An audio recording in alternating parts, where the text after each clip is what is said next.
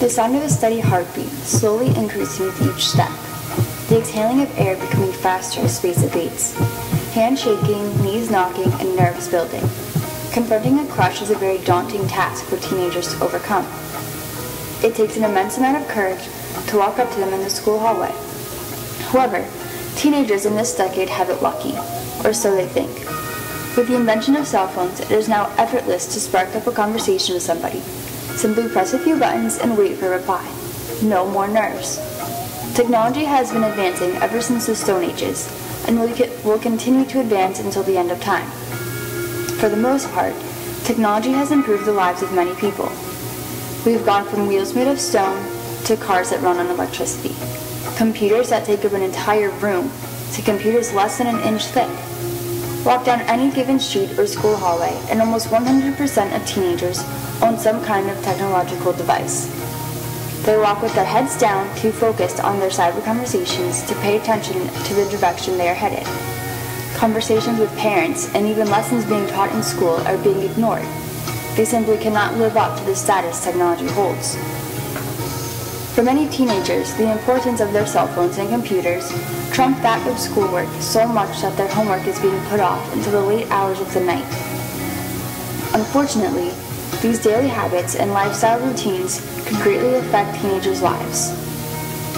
Since they are establishing unhealthy habits when it comes to schoolwork in high school, success in college and life out of college is likely to suffer. Assignments won't be completed, courses won't be passed, and more money will be thrown away for college tuition. However, it is possible to benefit from technology, but in order for teenagers to have a successful future, they need to learn how to use technology to its original intended purpose instead of for convenience. Adults from the baby boomer generation grew up without the pleasure of computers, digital television, and cellular devices. Living a life without those superlative gadgets seems purely preposterous for the kids of this generation. But somehow it was done.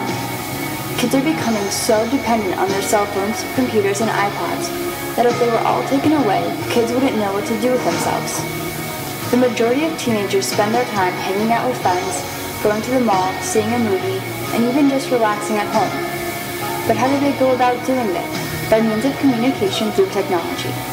Before cell phones were widely available, kids would ride their bikes over to their friends' houses and ask their parents if they could play. It would take more time out of their lives, but they knew of nothing else, so it didn't seem like that big of a deal. Now, life is much simpler. Why would they waste their time going all the way over to a friend's house when there is an alternative which requires much less effort on their part? For many teenagers, face-to-face confrontation has therefore been eliminated. Although the use of technology is different between parents and their children, the typical high school experiences are still the same, just experienced differently. Instant messaging, social networking sites, and cell phones have diminished nervousness and anxiety when it comes to confrontation. Pounding hearts, quivering hands, and sweat droplets barely visible on the nape of someone's neck have become things of the past. Because of the convenience of social media, children are hiding behind cell phone screens instead of having face-to-face conversations. Life skills and lessons that their parents underwent are absent in today's teens. Confronting a crush, asking out a date, and breaking up with someone is all done the cowardly way, the only way teens know how, through technology. Any one person has the power to make someone's life worthwhile, but also the power to shatter that person's world. The thrill of getting a boyfriend or a date to the prom cannot possibly be as exciting over a text message as it is in person. It is very unfortunate for teens who choose to live their lives this way because they're missing out on some of the most important moments of their lives. When they have children and think back to their first relationship, it most likely won't be one filled with memories just spent together having fun. It will be the cyber relationship filled with conversations over texting and Facebook. Of course, it involves more planning and guts to stand up and ask someone out, but the blissful feeling of accomplishing that is sufficiently rewarding. It's almost like a roller coaster. When it first starts out, fear and anxiety are so overwhelming that it becomes difficult to talk, difficult to breathe, and even more difficult to think. But once it's over, The adrenaline rush and excitement of completing the ride is enough to last you a lifetime. The main problem with teenagers is that they're lacking interpersonal communicative skills. Although they will not admit to it or possibly don't even know it, confrontation, rejection, disappointment, failure, and embarrassment are all common fears. Technology has provided them with a more convenient, efficient, and painless method of getting things done. These emotions are not felt as strongly by most teens because their cell phones offer an alternative, more desired method of doing things. Childhood and adolescence is when morals, attitudes, and thought processes develop. Although learning continues until death, the basis and ideals by which people live their lives are established when they are relatively young. If teenagers are being exposed to technology that was intended for adult use at such a young age, they will develop unhealthy habits and ideas that will follow them for the rest of their lives. High school is a safe learning environment where kids not only learn about textbook items, they also learn life lessons that prepare them for the world after college. They learn how to make friends and how to cope with meeting new people in new situations.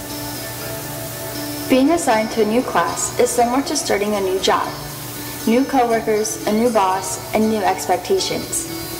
It is the job of the employee to adapt to the new environment and figure out a way to make a name for themselves. Giving presentations in front of the class, dreaded by many high school students, is similar to proposing a new idea to the head of a company. Both are very nerve-wracking but need to be done.